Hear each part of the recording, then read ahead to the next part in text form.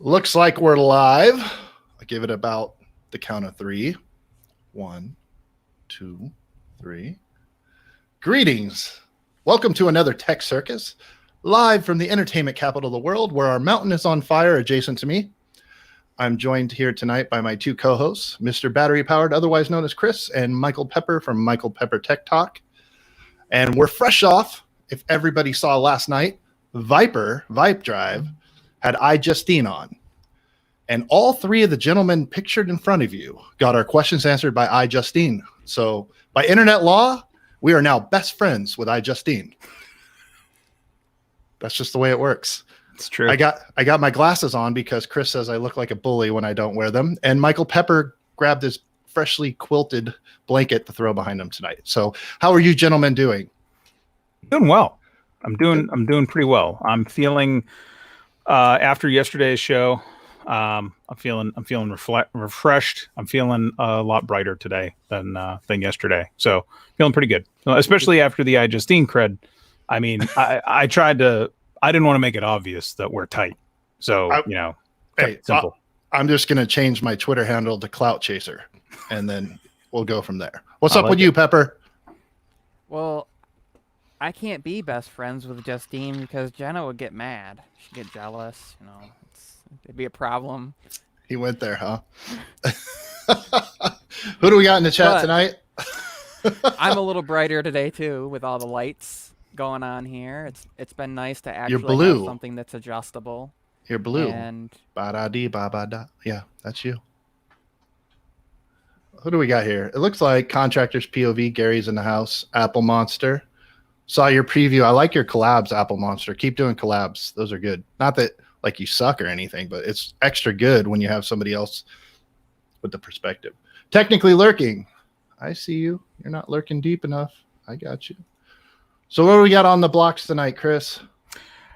Yeah, I want to start off with a question, actually, because this has come up. I have discovered a strange facet of people, and this is I'm now going to throw this to you guys too here live because it's fun. I have a Tesla. I have the Model 3, and I keep getting more and more people that come to me and say, "Do you have dude? Did you see that Cybertruck? Are you getting the Cybertruck?" So first, I want to start and just say, are either of you guys considering ordering a Cybertruck, or have you already, perchance? Pepper, you can go first because I'm really curious about your answer on that. If I hit the lottery, maybe. The base one's only like what, 40 for the poor man's version, right? If I'm gonna live in it, maybe I'll do that. Like if I could live in it, maybe then you might be able to. I don't know. You could camp on it or camp in it. You can camp in the back. It's just it's a funny thing that I wanted to bring up because for two reasons, really. Number one, it's really weird when people talk to me about the thing. They don't seem to grasp it. Like the statement I get asked the most is, "Do you really think it's going to happen? Do you really think it's coming? Do you really think that Elon's going to do this? In the state of the world that we're in?" And the answer is, yeah, absolutely. Like if you look, go back and look at his master plan and everything that he's built and done so far, and he's executed on all of it marvelously. And the truck is it's a wacky, I don't know. It's a wacky visit to another place for sure. I mean, looks wise, styling is very polarizing. It's like a DeLorean. It's like a freaking DeLorean. It literally is a truck DeLorean that ate Bigfoot. It's like a DeLorean that ate Bigfoot, and also might have had like a conjugal visit with a Honda Ridgeline somewhere along the way, and something else occurred there. But it's so. I just want to make it official. It's coming, okay? Like they're looking for a place to build it. Elon is a weirdo, and that's going to happen. I mean, he's a good weirdo. I love him for his weirdness, but that is going to happen for one thing. The other thing is, and this is why I ask you guys about it. And for anyone watching, if you are interested in it, it is $100 order. You go throw your money down on the table now today, and you are locked into whatever you order when it comes time. Now you're not locked in. They're not going to show up at your house and arrest you if you say, never mind, I changed my mind and I canceled it. And if you changed your order when it gets closer to ordering time, you'll probably not want to do that either. The reason being, and this is like my PSA, tomorrow full self-driving is going to go up across the Tesla line. Okay, or actually not tomorrow. The what is it, 30th tomorrow? So like the first. They have of a July. huge asterisk on the self-driving part. Yes. So So get in now, subject to change. right. That is exactly it. It's like if you're watching this now, and I mean, I should have called this PSA. If you're thinking of getting a Cybertruck or any Tesla vehicle and you want full self-driving, this is a great time to do it because they are going to jack the price up again. I was fortunate enough when I got my Model 3 way back when. I was one of the original pre-orders and all that stuff, and I was like wavering on it. And we'll talk about full self-driving some other time. I think it was like $2,500. I mean, it was a chunk of money that I pretty much, or maybe it's like 3,000. But I'm like, this money, I'm never going to see this again. I don't believe my car will ever drive itself. I'm basically under the belief that I'm funding it happening at some point, maybe. The R&D. Exactly. You're donating now for them to do it later. Mhm. And in the old days, You're here in the beta. Yeah, exactly. You're not even near the beta because when you get the thing, it's not even going to really drive itself. But now technically, I do have, I love me some air quotes lately. The FSD. I do have the FSD on my Model 3, which means that I can spook people out and like turn it around in a driveway and some other interesting things. If I drive and I forget to shut it off when I'm on the highway navigating somewhere, we'll like start passing people and stuff, and it's funky. But my point is, Cybertruck, if you're in it, if you're interested, throw the 100 down now. It's $100. You can get it back later at any point. You can back out. You can back out whenever you want. You can go on the website, click the thing. They'll get you the money back in like 48 hours most of the time. But so I did it when it first came out. I threw that $100 just to say I did it, to take a screenshot and tell everybody I was getting one, right? With no intention of actually buying the damn thing. But then as time has gone on, I want it now. Like, I don't even care what just you look at, like, especially that tri-motor, it's like a $70,000 truck. All right. It's so we're insane. looking at a $900 car payment here, basically. It's what it chops up to. However, my thinking is one of two things at this point. One, I actually do like it. Right. And if I change my mind, I can back out.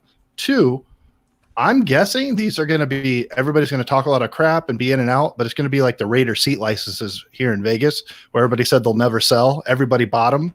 And now what used to be $250 reservation is now $3,000 reservation here at Allegiant Stadium in Vegas. It's going to be the same situation.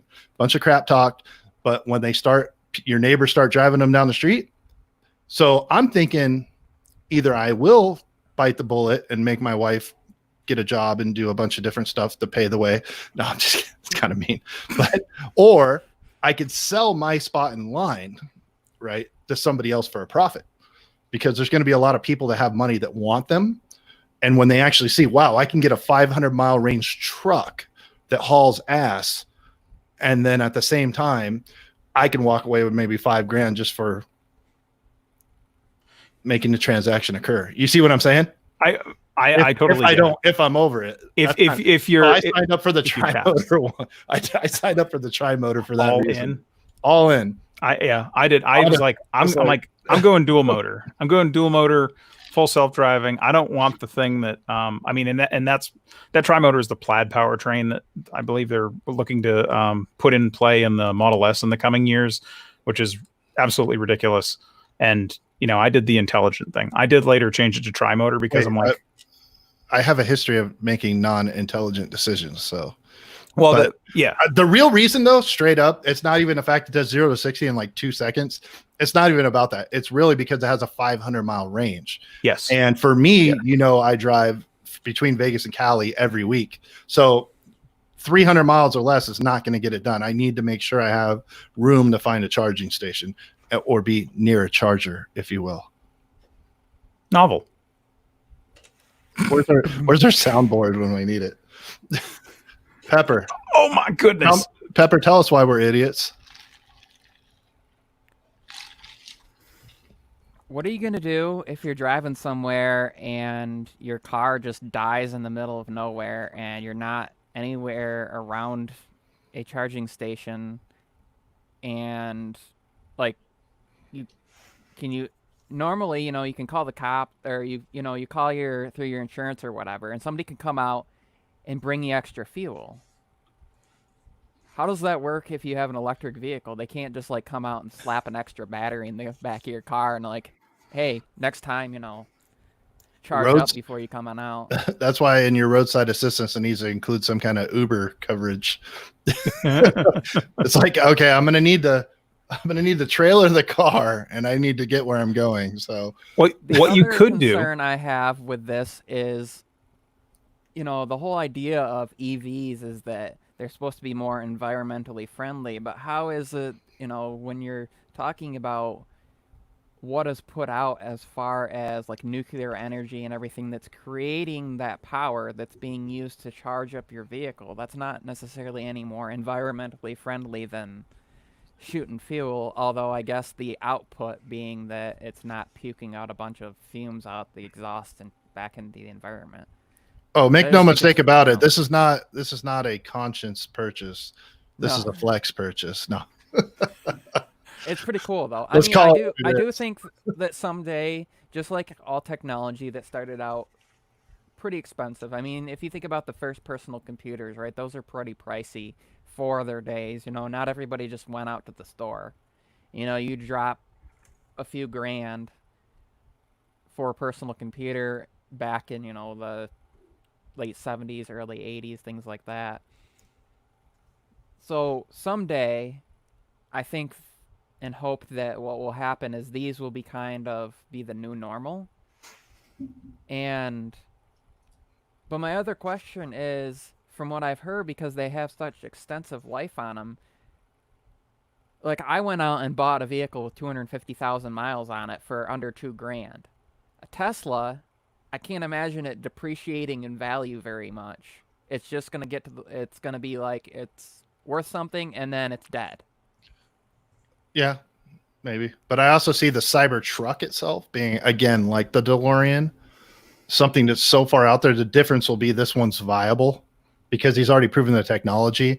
Basically, now we're just mocking the design, and I'm sure that'll improve over time. So, but I think this first one, even when it's kind of dead, so to speak, and not something you would use as a commuter, I think it'll still have intrinsic value being the first. I think it will.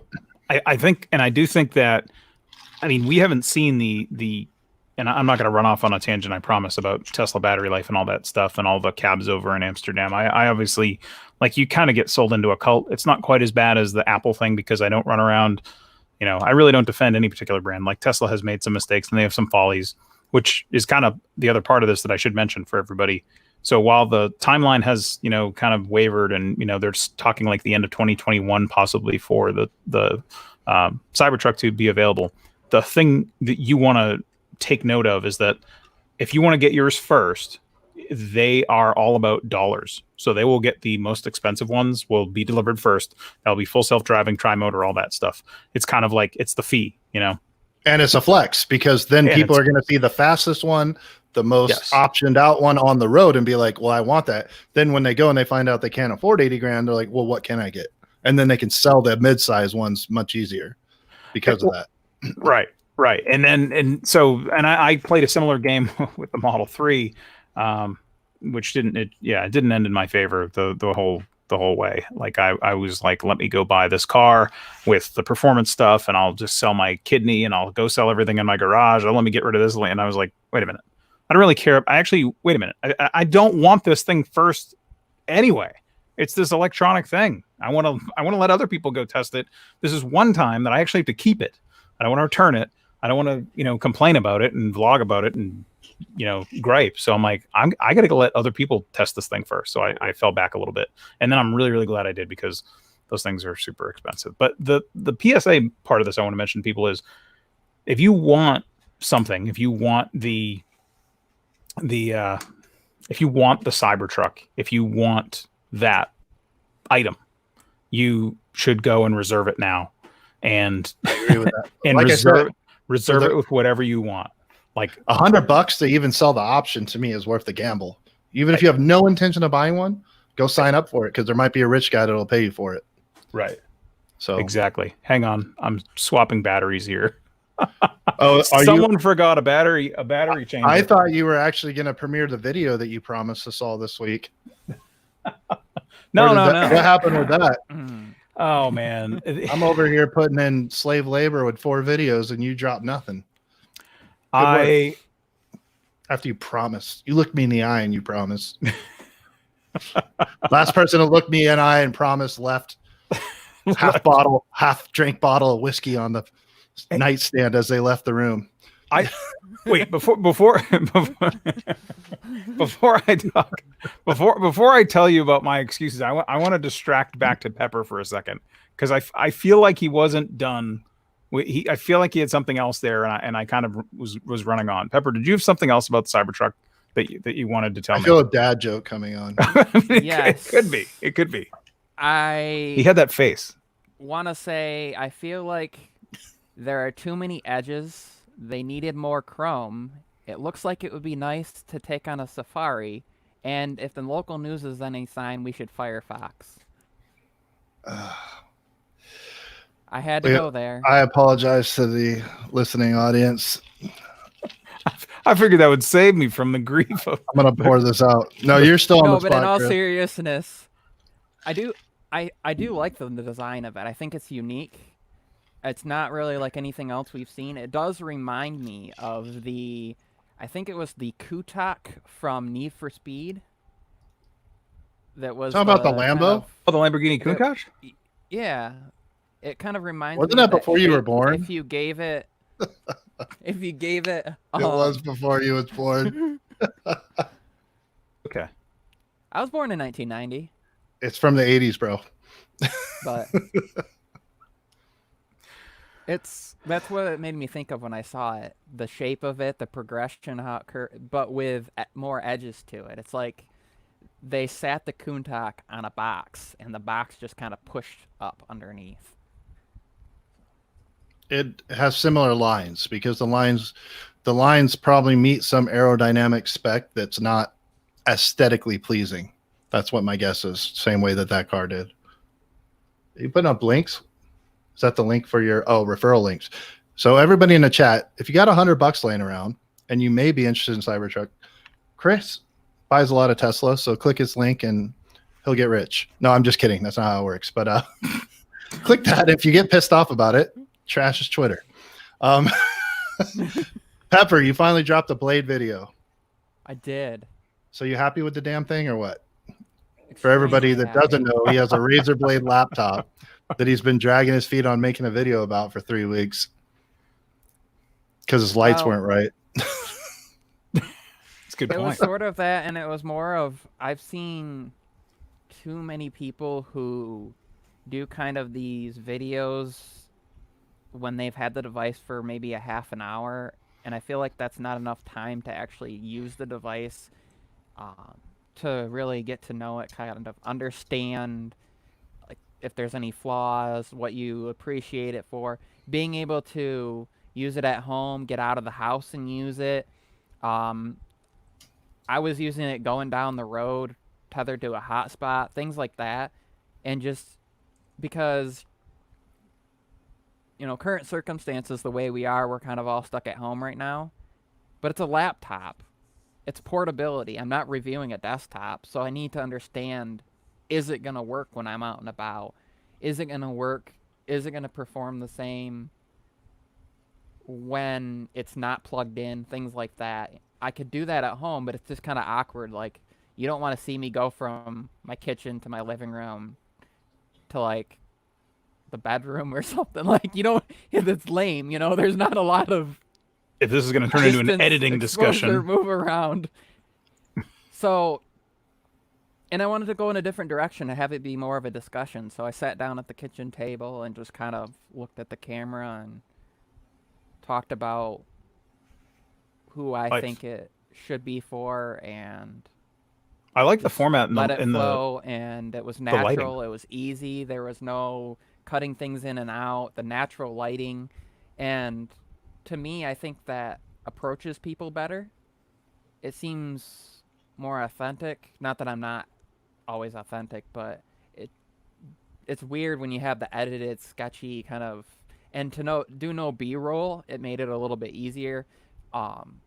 That's something I'll do down the line when I do a full-on review. This was more of a, hey, I like it. Hey, this is what the specs are real quick, and this is who it should be for, not a it can play this game at this speed and all that stuff. That will come later as I get further in depth. So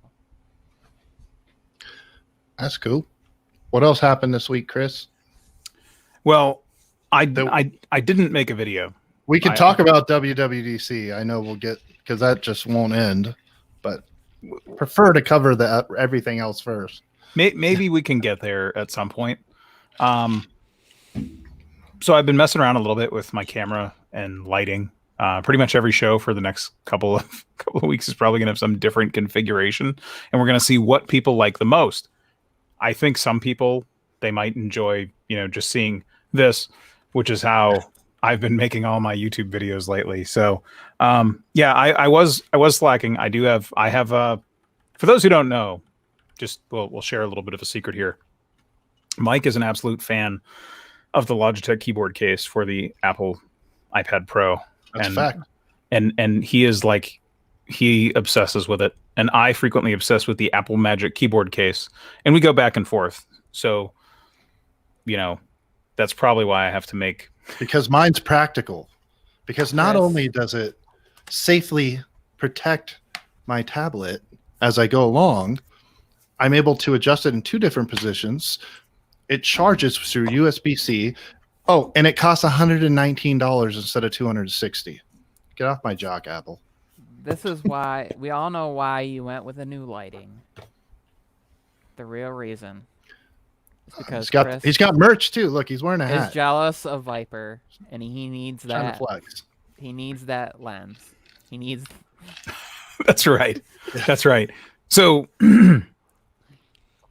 I guess we should really. I was just going to dovetail this into like the iPad Pro thing, and then I was smoothly and slyly going to talk about how it's only an old 2018 iPad Pro that I'm rocking with, which is good because I enjoy the testing. Single you have the 2020 hole. No, well, it's the hole, but it's not about how big the hole is; it's how you use it. So that's right. It's over there. I just knock around the side a little bit.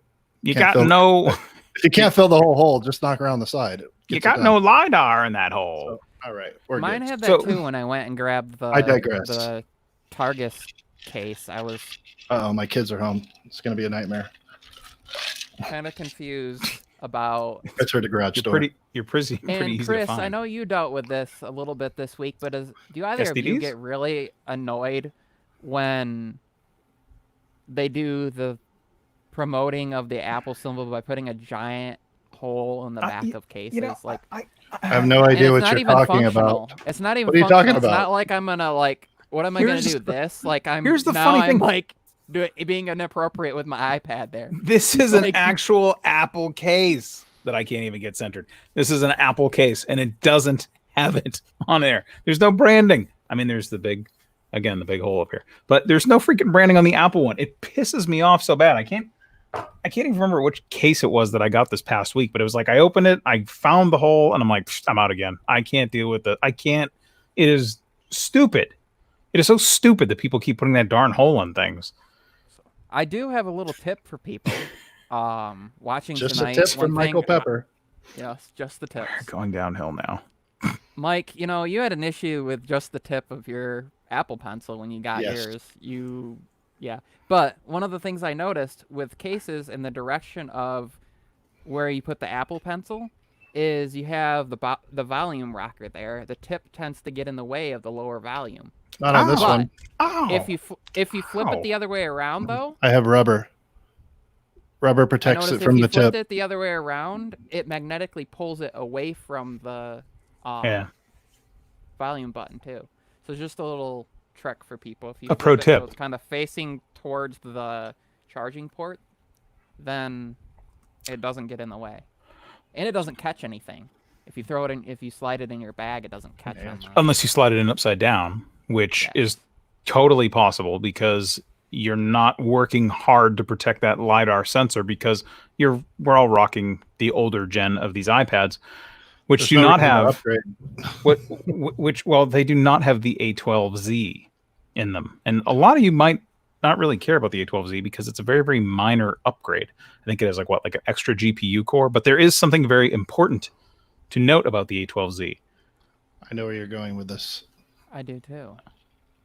Yeah, that's right. But there's First one time other we all- thing that we both discovered this week that was also different about that was the Wi-Fi 6 integration Yes. as well. Yes, That they I did not included in pay the a lot of newer- attention to that. and that was partially supported by the upgraded processor as well and handling that. I do forget about that in- thing so often. I admit it. 'Cause So Dev kits. the dev kits so that's the kind of thing. I mean, last week we talked about, I mean, and this is great for everybody else who doesn't know, this is how I slowly warm us up to somehow tricking Mike into talking about WWDC every week, because that's what we have to talk about. But the details. So there was everyone last week after WWDC knew about the dev kits that will be coming out, and there's a $500 price tag attached to them, and it's basically like Fight Club rules. If you get one, you can't really take pictures or do anything with it. But the cool thing is they leaked. Right. So now we know what they look like. I mean, it's messed up because YouTubers can do whatever they want, but the NDAs don't allow the actual developers to flex what they're working on. That's kind of, and also, I don't know if you heard, it seems like they throttled the A12 in it. Did not hear that yet. Did you hear that? I didn't. That's amusing. Yeah, so it's being mass reported that the A12X has been throttled in all dev kits because they don't want them. They want it to be good enough to develop what they're working on, but they don't want to show true potential of the final product until Apple does it first. So not only they have the NDA to not expose, pictures and performance of what they're working on, they throttled it down so they can't even report accurate benchmarks because they all went out and benchmarked it. And everybody went, wait, why is those benchmarks that makes sense. 15% less than what Apple's reporting they're going to have? Derp. Because they don't want you to know how good your app, how good anything you're working on is actually going to be till you pay them for it. And barely outperforming the 2012 iMacs and stuff like that. Yeah, they throttled it. I believe it was 15 to 20% reduction in some cases. But I mean, it's a beast chip, so it still runs fine. But you just don't get to see how nice it really is. One of the things we have to remember, though, is they're using desktop benchmarking software on a chip designed for mobile, too. And one of the things that I heard... if they're going to do an ARM conversion, it's got to be apples to apples. Oh, I did that. Yes, but one of the things I heard... But you have to remember that means most likely that piece of software hasn't been updated... Optimized is Chris's word. Either. And one of the videos I watched said was it should get better over time as the software is, like you said, optimized for it. Because it's like right now you're running similar, but it's not designed for it. But it will run because if it runs on Mac OS and the most recent version of Mac OS is designed for it, it works. But it's similar to you can run Windows 10 on a 2008 Dell NetBook, but should you? Probably not. Well, I think the thing that's interesting about this is they came out, when they originally launched the 2020 iPads, the iPad Pros, it was like, here's a LiDAR sensor. Here's this weird CPU that we've kind of seen before, CPU, GPU combo that we've seen before, and Wi-Fi 6. It was... A lot of people came out and said, this is kind of like, it's almost like they're shipping a public dev kit to people, to actually, okay. I said that. But anyways, I can't, I know other people said it as well, but that was I think I made a comment one time in our show where it was just like, hey, it's pretty clear that they're doing this for a reason. What's behind it? So it's interesting that they kind of took this, parts bin CPU in the middle of a pandemic, slapped it in a new iPad Pro. And then, months later, it's like, oh, we're going to ship, the desktop version of this. I mean, I realize an iPad isn't going to help with the desktop aspect of this testing because it's still a mobile. It's running iOS or iPad OS, all that other stuff. Chip's the only thing to use from it. Yeah, but nothing else. Well, but I mean, but it's kind of interesting in the realm that we also got LiDAR in there, which is supposed to be coming to the new iPhone. So it's like we'll see these parts again somewhere. I mean, it's obviously not a full dev beta platform, but I don't know. There just wasn't that much else that they did about the iPad 2020. And it's like, okay, so we're seeing the A12Z again. Cool they're rating the parts bin for that. Cool that we know what it looks like now. And the only thing that's really cool about that, I think we've covered this before somewhere, but the whole dev agreement with them is if you get one of these quick start kits or whatever the heck they're calling it for that dev kit for the A12Z and the Mac Mini, is that you pay them money for it and then you have to give it back to them at some point in the future. So it's like a very short lease. And I don't know. It's only $500. It is. That's like 5 Cybertruck deposits. So I'm make saying, sure you use my code. That's probably literally the cost for Apple between shipping and the hardware and what they're putting on that. They're like, if for some reason we don't get this back, not only can we sue this guy, but at least we're not out any money for sending these all out over the place, right? I mean, it's probably dollars and cents decision for that. Yeah, that's true. That's true. But Because those things are pretty early. low cost of entry. If you're an up and coming developer, you pay your $99 I think it's $99 annual, your $500 dev kit, and now whatever software or whatever you're working on, you have access to see if it's going to work and how good it does, or at least 80% how good it does. The other thing that I'm curious is, will they put the U1 chip in there for proximity and things like that then? And I think that this could be the reason that we saw them implement the whole Find My with your computer, and it will use other devices, and like even the MacBooks would do it. So when they put their own chip in there, they can throw that U1 chip in there as well. And then every device will be able to use that. You lose it, they can run it at low power.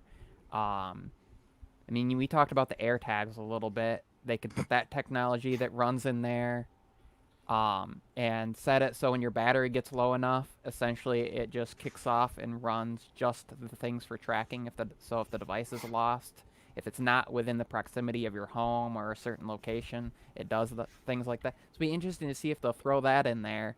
Also, one of the things that we have to remember too is that is a pretty low cost of entry, but it also goes back. Like when Apple decides you're done, basically, that you don't get to keep that. So it's a rental. Yeah. So when you're done, or if you're not following the guidelines of a developer anymore, and they don't consider you got to send it back. Or I don't know what the fee is, but there's got to be a pretty substantial. Well, I think violations of software because you don't own the software. There's all sorts of things that you don't want to go up against Apple. That's not going to happen. So, but there's no secrets. There's no secrets or advantages to be gained though by hanging on to it. We all know what the chip can do. We all know what the platform. The other thing with this chip that's currently in there, being the A12Z from the iPad, that we are not seeing then is when they popped up the image when they did during the presentation, they showed how you could kind of exponentially grow it outwards. Meaning the final product is probably going to have more cores, more threads, more bit rate designed for desktop than what this is. But they should have called it the quarantine effect. I'll be curious to see what the first models are in. Is it going to be in a MacBook, like the 12-inch MacBooks like they did before? It'll be the entry-level stuff. They're not going to trust their pros to it till they have a lot of run with the entry-level stuff. No, not a chance. It'll definitely be the 12-inch, 13-inch MacBooks. And I think we're going to be amazed, though. I think we're going to be surprised because LumaFusion already gives us a little bit of insight of what you can do with that chip. But adding 4 times the RAM and additional storage, additional processing power. You have more space for cooling.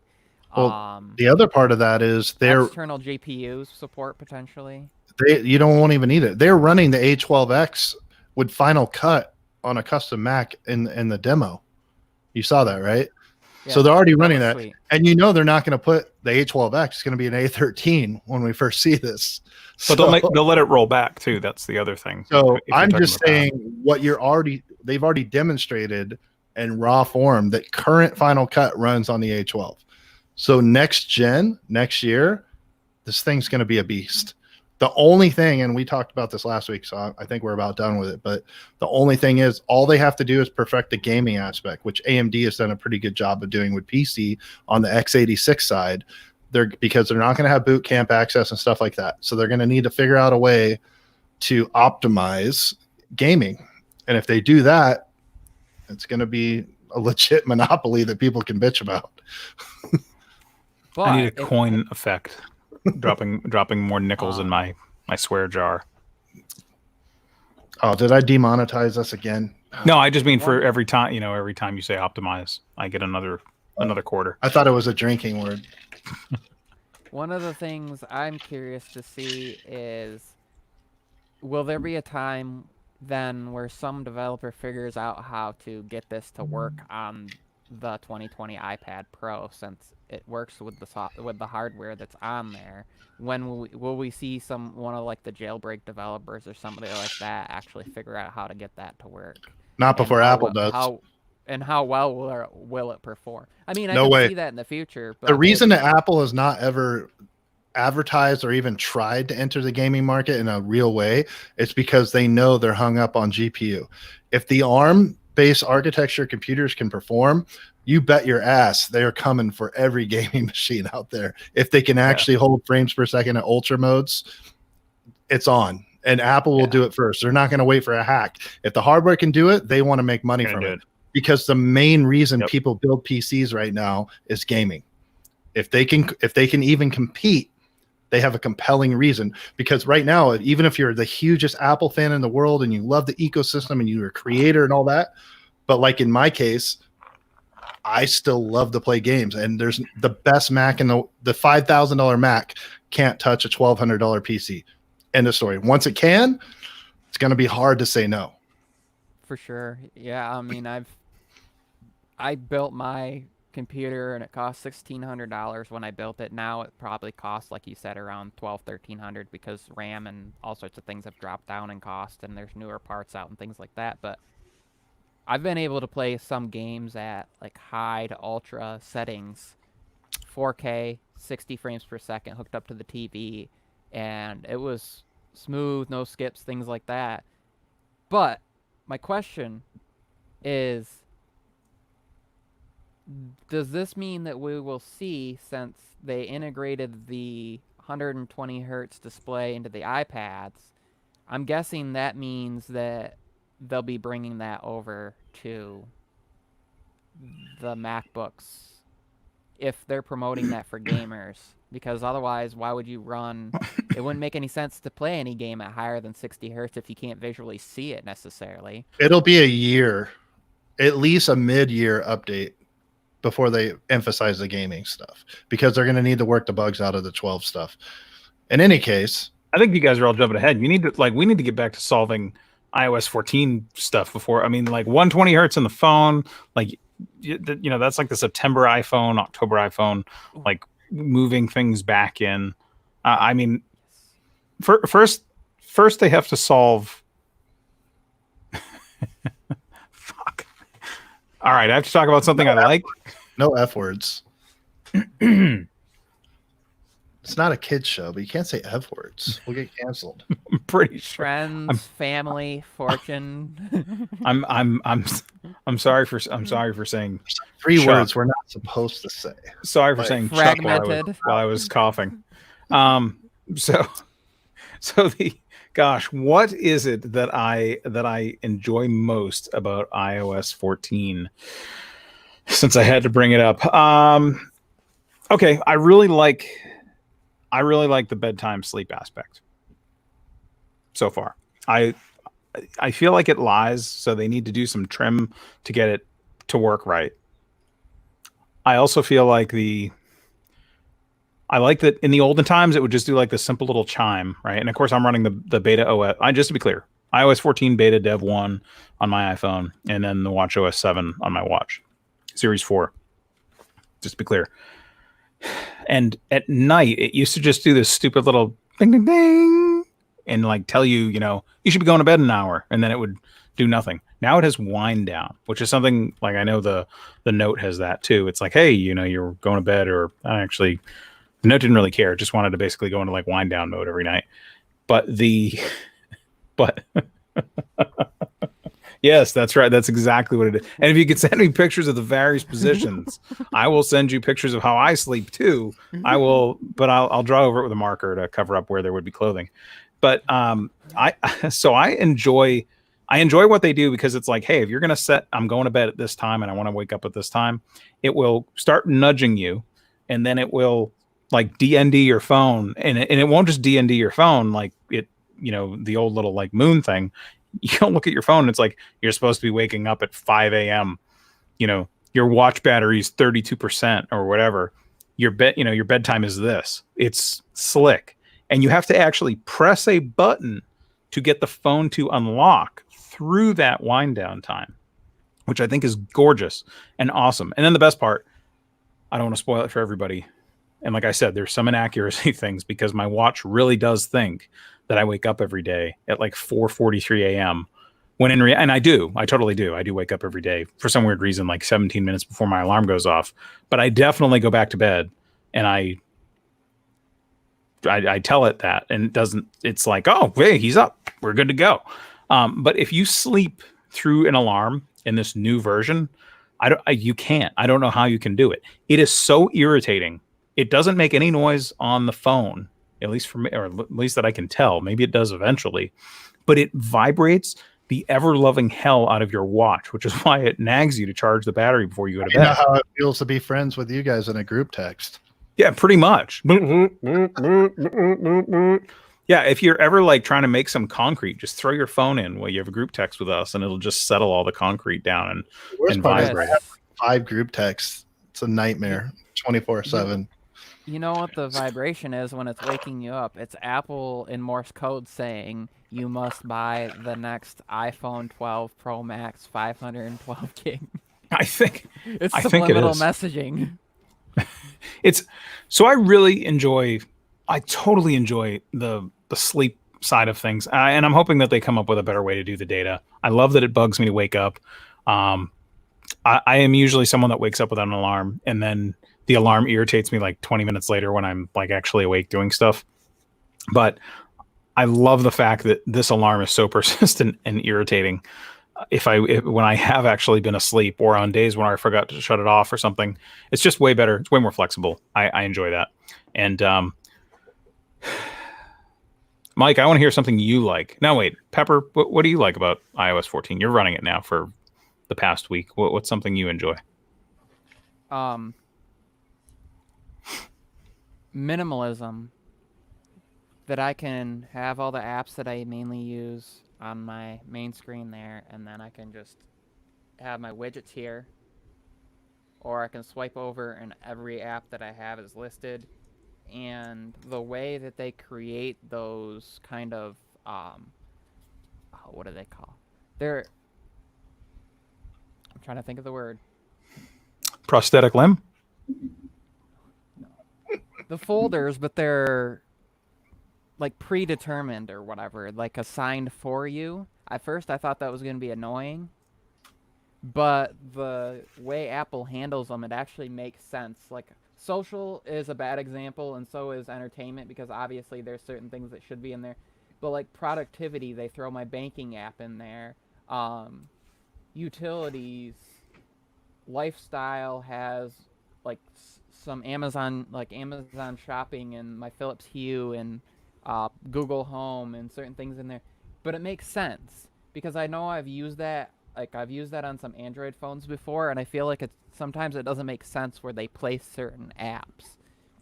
Like, why is Google Voice in one spot, but Google Physical Search is in another folder, and then YouTube is in another thing, and it's not necessarily in with entertainment or productivity or utilities. It's often some... And so the way that they handled that is really nice. And that app library, being able to just... If I swipe out of the app, all my apps are right there. And I'm not even talking about like the lists, but the folders that are right there. So there's a lot of times where my wife still likes to use Facebook Messenger, and the way that it's assigned things here, I gotta turn the brightness down because I know it's gonna act funky if I don't. The way it's assigned things is it puts Telegram right next to Facebook. Come on. Right back next to Facebook there. It's just giving us And all then white.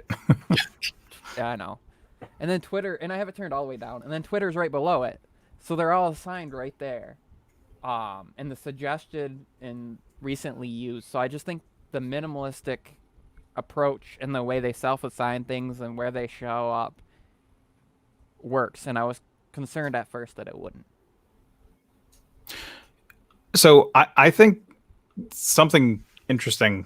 One thing I want you to think about, Michael, because I swear that you told me at one point, or maybe I'm just fabricating this entirely, that eventually you would be able to kind of like snap your folders out of iOS and add them to the app library that way. So you have like your own customized ones in there. Is that true, or am I making that up?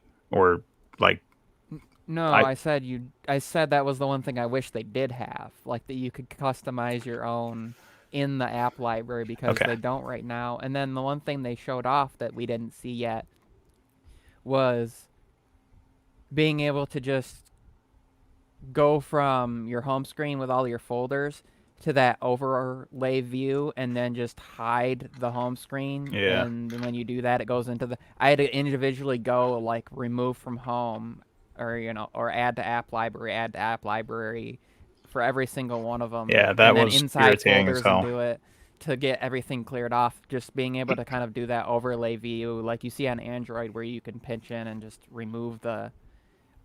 But we're in a beta. So. Back to where we were, real quick. Tech for Your Needs says iPad OS didn't bring enough, in my opinion. I agree with you there. We're just talking about iOS right now. But probably to Chris, do you think the sleep tracking warranted a ring? I really think that it does. I absolutely think that it does. And I think that for as much weight as Apple is putting in that, they're making it a much more significant and much more important thing. The gamification of sleeping awards. There's a lot of people out there that could win a lot more awards than I could for sleep, for sure. But I think that if you gamified a little bit and you kind of made that all right, so you want to do this healthy thing, right? You want to get your calories, you want to get your steps, you want to get your stand hours. Why the hell not put your sleep in there too? If it's that important, make it the fourth ring. I mean, I think they absolutely should do that. And that's a really good question. It's weird. I look at this beta stuff, and it's like, hey, that's the future. I throw things in the feedback all the time. But I never actually thought about that. I absolutely think sleep should be a ring. I almost feel like sleep should replace stand, and you should just throw stand into like fitness or something. That's a dumb thing. Standing.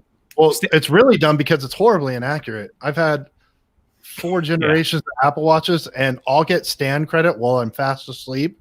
And I literally live in a 2-story townhouse and won't get credit sometimes going from the couch upstairs and back. So due to mostly its inaccuracy, it can go to hell and put sleep in there.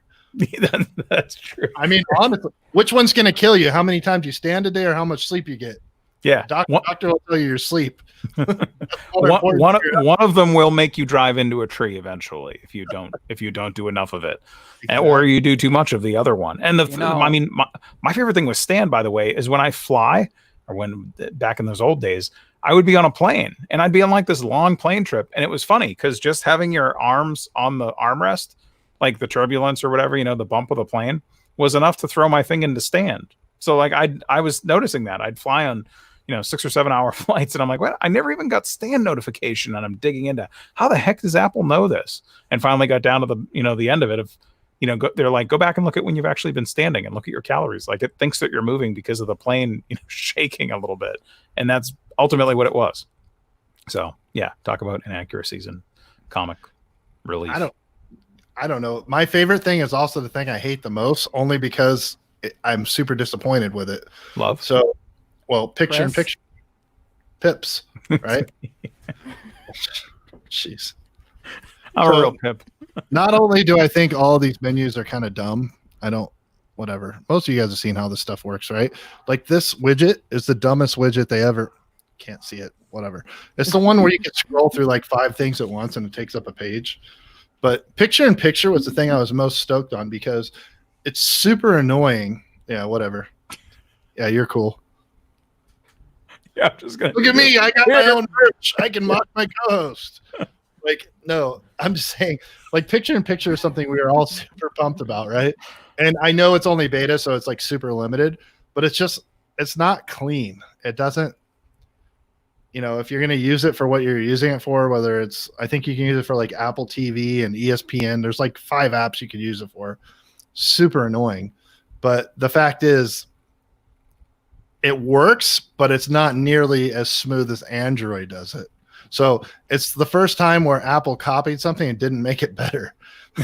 And I also coincidentally got this beta at the same time that I got YouTube Premium, because my pet peeve has always been on my Android phones, I can continue about my business and automatically whatever I'm watching goes to a small corner in the screen. Well, YouTube Premium with Apple, at least I can hear, right? So since I had a few days with that before I put the beta, and now I added the beta, I'm like, I don't even need this picture in picture anyways, so it's kind of stupid. So I was disappointed with that. I think it's over the top with widgets that don't perform. I think they're there to say that they're there. Yes, you can check things, but it's now an extra screen of swiping left and right instead of just tapping on the damn app to open it. So I'm disappointed in that. It's a step in the right direction, but I think the widgets, notifications, and picture in picture are still behind Android. I think we'll see that change, though, that we'll see that there'll be interactive widgets in the finalized, because we're already seeing some of those apps, like how they move on their own and things like that, and changes throughout the day. There's got to be some sort of method that allows those to move and to not just launch into the full-on app, because that's stupid. Like you said, you might as well just click on the... But my question is, have either of you used FaceTime since the beta? I have. And noticed that if you go out, you no longer give the other person a, where the hell did that person go? Like, they're gone from my screen sort of thing. You can go into other apps, and it goes into picture-in-picture with FaceTime now. And I'm still pissed off because I was in a huge FaceTime group chat. I had like 5 of my boys up there when I'm driving home from work, and FaceTime does not let your damn video play if you're in CarPlay. That's another annoying thing. It's like, why can't they see me? I get you don't want people to be distracted, but they're giving me the FaceTime with all 5 of the dudes I'm talking to. I can look away from the road at them while they're speaking, but it will not take a front video of you for the purpose of FaceTime using CarPlay. I unplugged the Lightning, went off of Bluetooth, it worked perfectly. But if you plug it in and actually use CarPlay, it eliminates the option to show you. It only gives your audio. And I'm like, if anything, wouldn't you want to take their pictures away so I don't look at it? You know what I mean? If you're talking about safety.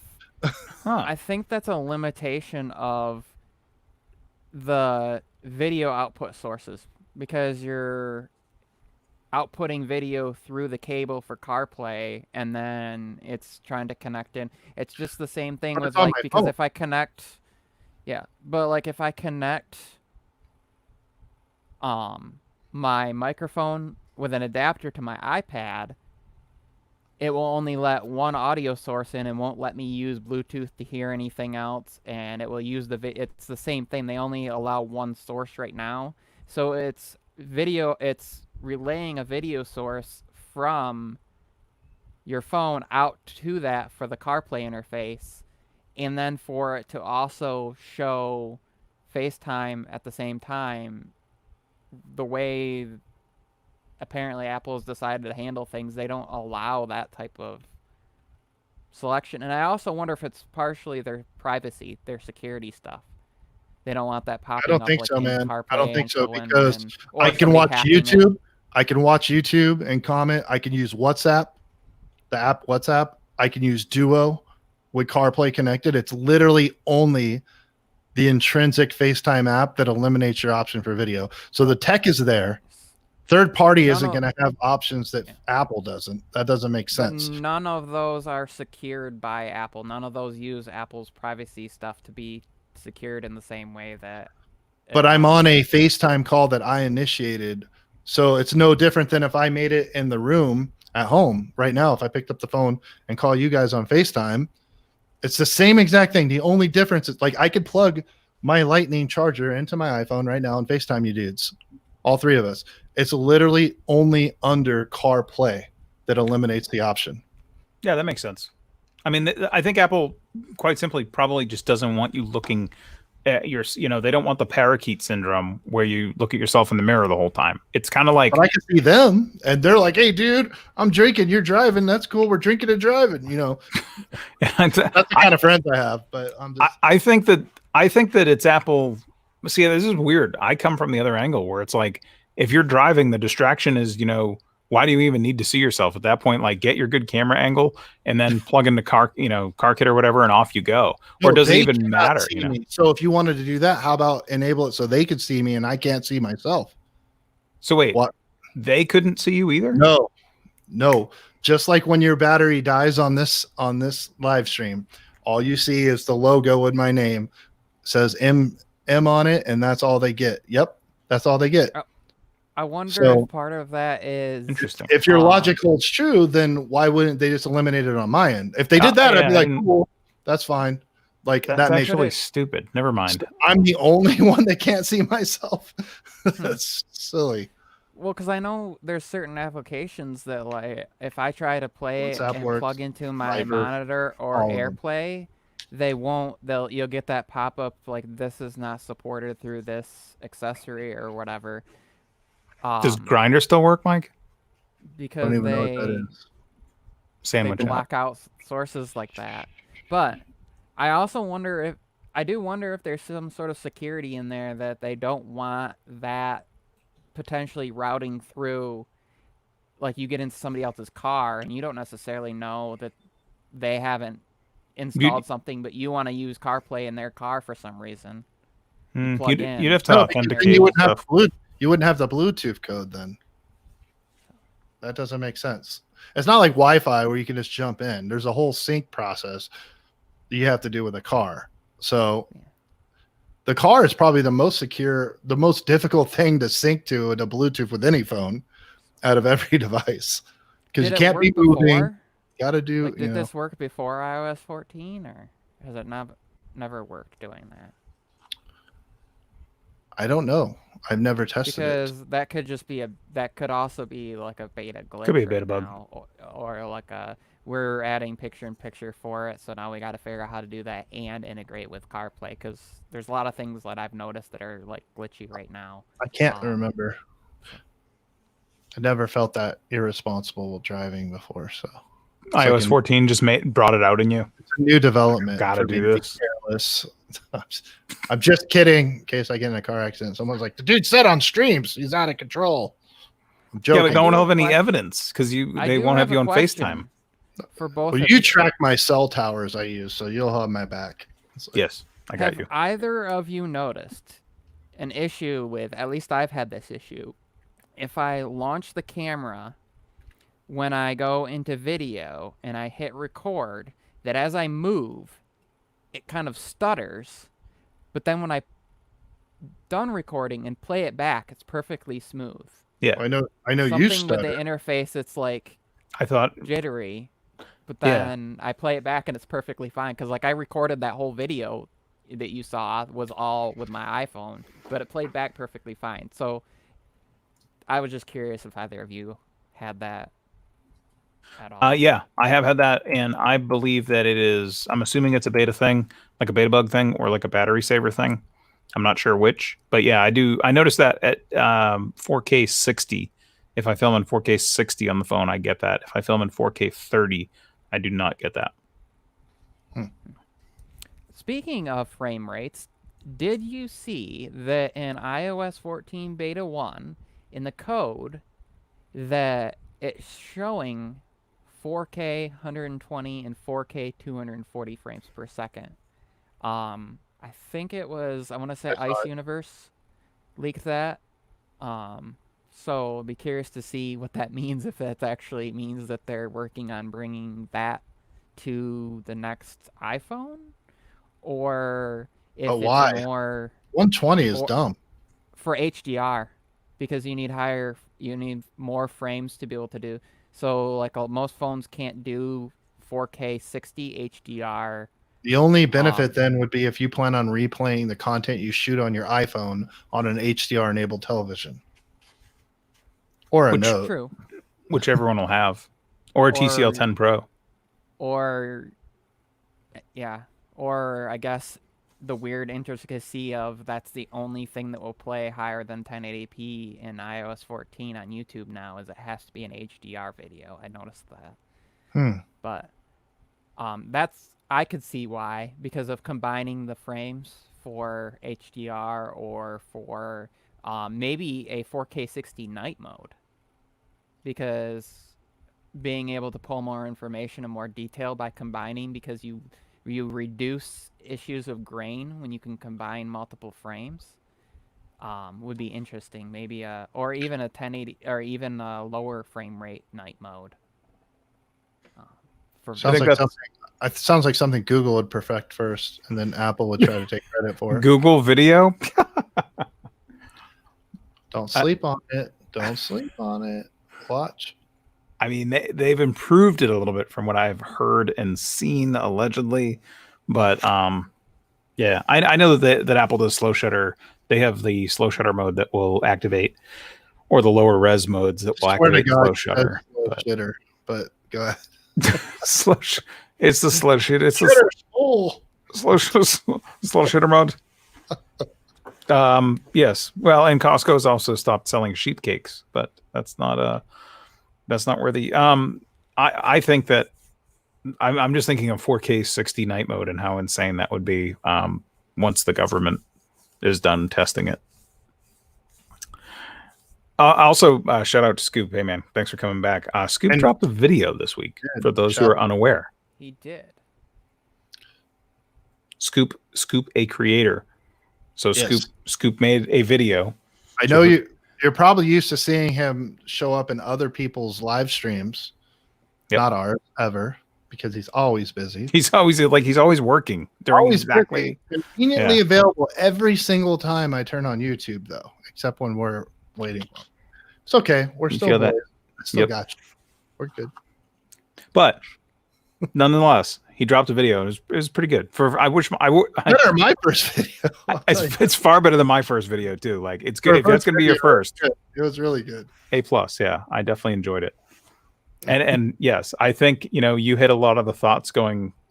It's kind of like what is that movie way back when where like the guy you can hear what's going on, like it's like the point of view. Being John Malkovich. No, yeah. I think that's what it is. It's like he's kind of like narrating himself and then walking through some things. I mean, the highlight of that video though for me was there's one part, and everyone's gonna be like, oh, I thought this was gonna be funny. There's one interesting part where he's walking across the parking lot. And by the way, Scoop, you talk about something this obscure so that then people go watch the video. But you where you're walking across the parking lot, filming, video ahead of you. And as you step up onto the curb, there's gravel off to your right. Go watch that on like a big screen and watch what happens. There's like some funky, I don't know if it's like dithering or if it's like pixel bin type thing going on, but there's a weird auto correction that happens in the video where it actually multiplies a segment of the gravel like in like nanoseconds. It's really neat to watch it happen. It's clear that it's doing some texture mapping or something is going on there with the image stabilization in the camera. But I thought that was interesting because I mean, obviously that's it shot some pretty decent video, but it was neat to see some of the computational things going on there in the background. Or heck, maybe it was just YouTube glitching on the upload and I was paying way too much attention. That's a good one we didn't mention. Miles Tech says, what you guys think of backtap? I like the screenshot part. I think that's dope. I think they're supposedly scrolling. I haven't really messed with that. I like that you could program it to do the screenshot. That's about the only thing I think it's cool for. I had mine programmed. I had my program to launch the Siri shortcut for Google Assistant so I could control my lights and everything because everything is controlled from that. But here's the problem. Every time I sit my phone down or like I take it out of my pocket and my hand hits the back of it or something, it fault triggers constantly. So I just go to set the phone down and I'm trying to take a video. Like I had to turn it off. I had to go turn the back tap off. Because I went to take a video, sat the phone down, and it went over and then kicked out of the video. So I had to start the video all over because I had shot part of the video and then I sat down and triggered that, and that pause is taking video when it does that. So I haven't activated it because when I discovered it, it's like I saw a lot of discussion come out about it, and then I said to myself, this is going to be really irritating every time I set my Way too phone down sensitive. locked or something. Yeah, and that's what Sean Ream, the guy that made me the hats, is he he was like, am I doing this wrong? Like having some Twitter DM discussion about it one night.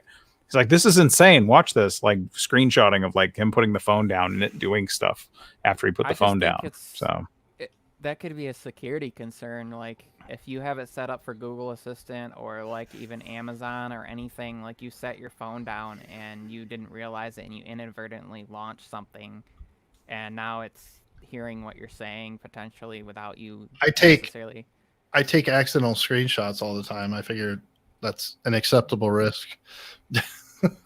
But it is a nice feature, but they need to add in some sort of sensitivity slider or something for it. Or maybe a triple tap type thing. They do have that too. There's a double and a triple tap in there.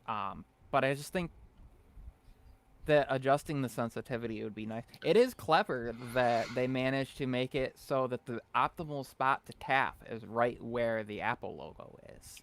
But supposedly the Apple logo is going away soon. Why would they do that? So that all those cases look even sillier. Supposedly, yeah, we'll see.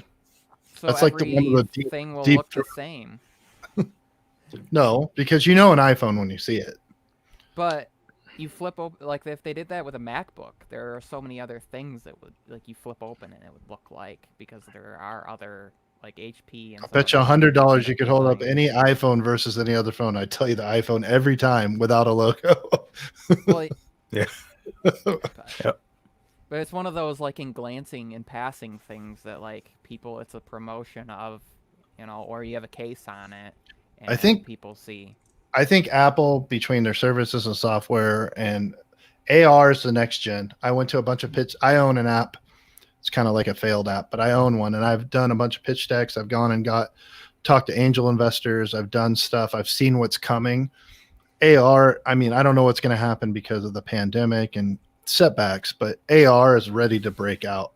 And so I think by 2022, all we're going to be talking about is wearables, glasses, all that kind of stuff. So, and I was going to say what Chris just texted me, but now I can't. This guy. So imagine you go to Las Vegas, right? For those of you who've been there, or you can imagine the Strip, and you're walking down. And part of our ideas 3 years ago when we came up with our app, it's a social media app that integrated AR, but we couldn't get the funding for it, was you have like a goggle or your phone, and you hold it up in real time, and the AR shows you where the deals are. So you're on the Strip, you hold it up, where's the cheapest beer? Boom. And you could literally look around with your phone or your glasses. We were working on that, and it never got picked up, but I'm sure someone took our idea and it's going to make millions. Yeah. Because Absolutely. it's real-time sales and real-time promo, that kind of stuff. And Apple will be on the forefront of it, guarantee it, because of their consolidated system. There's lots of Apple products, if you think about it, that don't have their logo on it. Well, for one, there's no space. Like an Apple Watch, you can't have. And if somebody was wearing fake AirPods Pros, you wouldn't know necessarily, because if they look the same, they don't have like an Apple logo on. I would if they're using a Galaxy. I saw that the other day. Like, that's what I'm using. Like, that dude has a Galaxy with AirPods. He's confused where he stole those. Yeah. No one does that on purpose. Well, that brings me to, I know we're coming to a conclusion here, and that we, Mike and I at least did something well worth it and made videos this week. Chris cried wolf, but he has the better camera than us, so he can flex on the lives. Enjoy your moment. Exactly. So, not tomorrow, but tomorrow I will have my fold video. Will be dropping my kind of initial impressions on that, and then obviously a further review will come probably. I'll give it a couple more weeks. What? Couple weeks? Couple days, bro. Because I'll have some other stuff. Feed I'll the have algorithm. other stuff. I'll have Feed it. other stuff in between there. So I'm going to be doing these versus these. The original Galaxy Buds versus the AirPods Pro. There'll be some other stuff in. Not Galaxy Buds Plus versus the Pro. Well, that's not fair. Oh, that's. I can already tell you how that goes. Would you guys like me to give you the synopsis of Michael Pepper's video? No, But there's just certain things that I noticed and certain things that I thought were interesting as far as like, things that they did really good, things that I thought were better, and then some things that I was just shocked when I put my AirPods back in after having worn those for hours, and I was like, wow, you can tell when those are in your ears and some other things. So, what do you got going on, Mike? I don't know. I made 4 videos in a week and didn't really move the needle. I make 1 5-minute clickbait video and the whole internet's going. Everybody's going crazy about my mass video, which was just kind of like spontaneous. But I literally made that video in like 15 minutes. But then I go and I spend hours making videos and 20 people watch. I don't know where I'm at. I got to work on my Honda Tech video. I'm also going to do a Luma Fusion overview video because that's what we've been using. I think it's cool to highlight it before I get rid of it. No, I'm just kidding. Luma Fusion is pretty dope. I'm going to make a Luma video and I'm going to do the tech in my car before I put it in the stereo and it breaks all the tech in my car.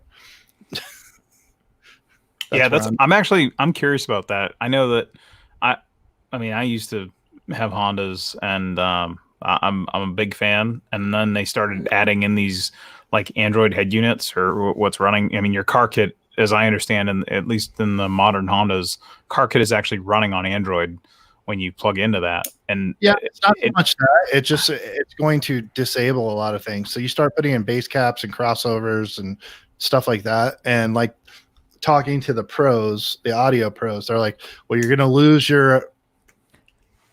Oh, yeah. That's when you know you made it. I'm getting trolls, so I must have made it somewhere. But as far as the audio goes, the guy was telling me, he's like, you're going to lose speed sensitive sound. You know where your stereo goes up when you go. He's like, you're going to lose some options. And I said, well, is it going to mess up? Because, most it's got the 7-inch LCD on it. I goes, everything else going to work fine.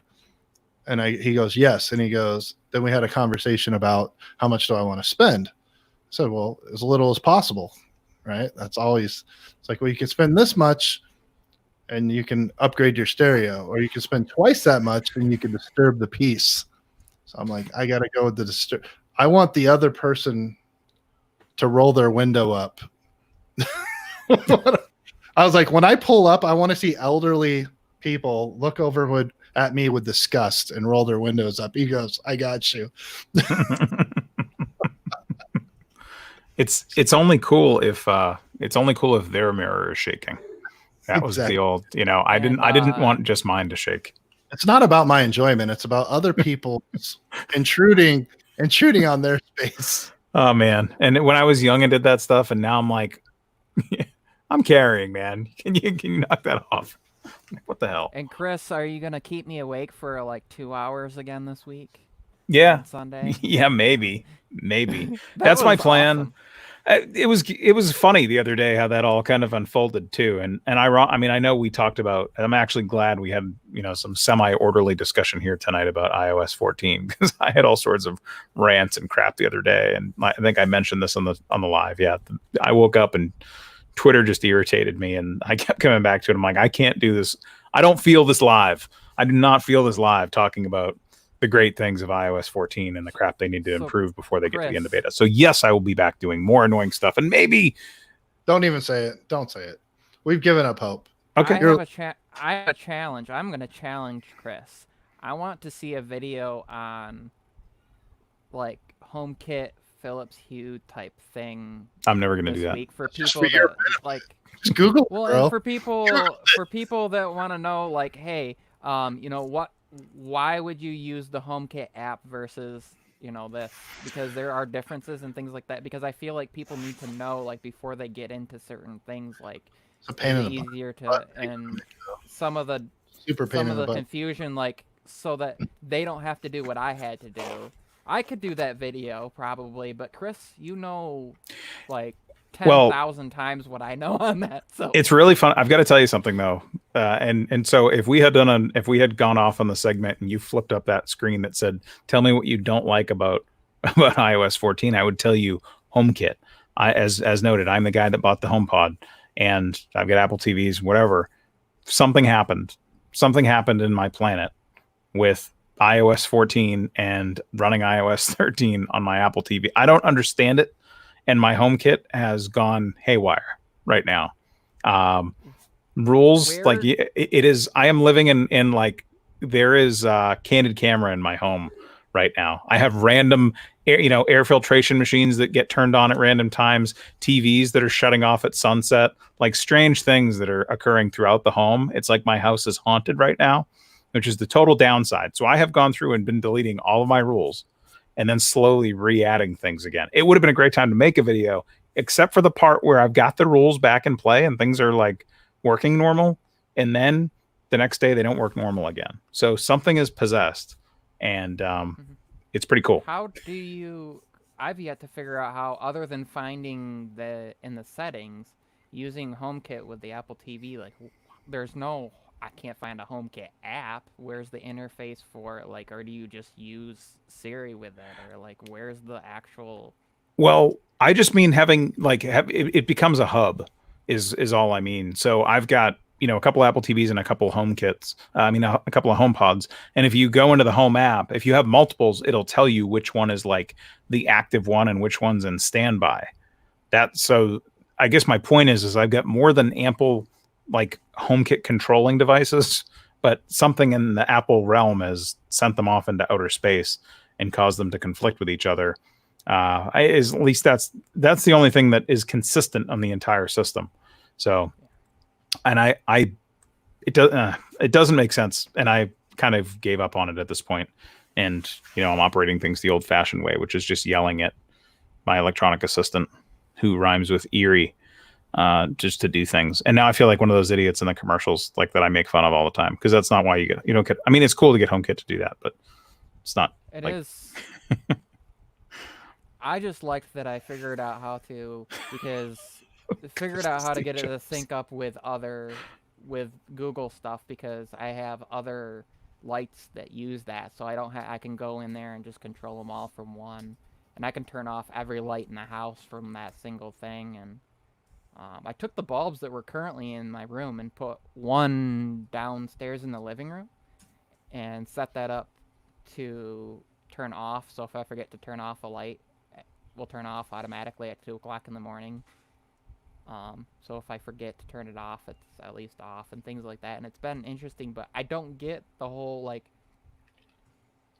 I don't get it. It's just HomeKit doesn't make any sense on the Apple TV. Like, where is it? It's in the settings, but it's in the cloud. With that. It's basic. Think of the Apple TV. That's the weird thing. Think of the Apple TV as like a service provider. So maybe I do need to. Maybe I think this is kind of like a 5-minute video kind of thing. Maybe if I can find a car to drive around and someplace to go drive, like maybe this is a good driving video, a good driving explainer. But then I come home and I edit it on LumaFusion after watching Mike's video, and I put some cool little things next to my head. Maybe that's what I do. Because I would like to know. And of course, I could probably watch 50 videos and get my answers from like 30 seconds of those 50 videos, but I would have to watch that many. And I feel like that's what's happened. Like, they don't just get to the point and go, hey, this is what it's like using HomeKit on your No, I'm going to make TV. you subscribe for my program. And if you learn YouTube from me, that's what I'm like, learn how to do YouTube. So I think, so what we'll do, I think next talk about it next week. Well, yeah, let's throw this in this is like the Techie K question kind of thing. We'll throw it in there next week. And if I've got a video, we can talk about that. If I That's don't have even a video, better if you have talking points from something you've actually contributed to our community. So In the meantime, I want to thank a couple of folks tonight, specifically. And if I miss somebody, I'm sorry. You get a long list here. But Technically Lurking, Apple Monster, Contractors, POE Gary, Nicholas F., Tech Circus, good to see you as well. Cody Timmons, Bionic Scoop, Tech for Your Needs, Michael Pepper, Tech Talk. I'm going to thank Nicholas F. again because I know I already did, but he deserved it twice. because he's a Tesla fan. Well, I think that's one of my real life buddies. Oh, okay. He's looking at he's torn between getting one right now, so you guys could be pals. Oh, dude. Just I got to tell you a funny story about that in a second after I say we're ending the stream. But and maybe I'll tell everybody. Tech Loving Mama, thank you.